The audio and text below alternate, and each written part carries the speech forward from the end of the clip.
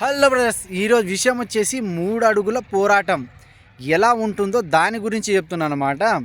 మా ఫ్రెండ్ వాళ్ళ ఫ్రెండుకి, అంటే నాకు ఫ్రెండ్ ఉన్నాడు, మా ఫ్రెండ్ వాళ్ళ ఫ్రెండ్ ఫాదర్కి ఏమో బాగానే ఆస్తుందన్నమాట. అంటే ఫర్ మంత్ కొన్ని సైడ్ బిజినెస్లు ఇంకా బాగానే ఉన్నాయి. ఫర్ మంత్కి నాకు తెలిసి 3 నుంచి 4 lakhs వస్తాయంట. అయితే వానికేమో 2 కొడుకులు ఉన్నారు.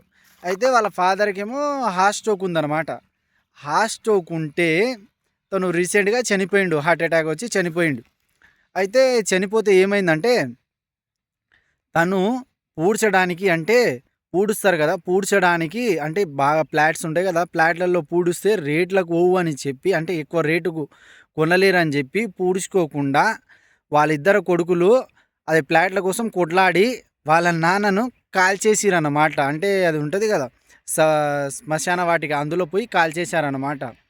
ఇది నువ్వు ఎంత సంపాదించినవని కాదు, నువ్వు కరెక్ట్ 3 అడుగులు సంపాదిస్తేనే నీకు విలువ ఉంటుంది. అవునా కదా? మీరేమంటారు? కామెంట్ చేయండి.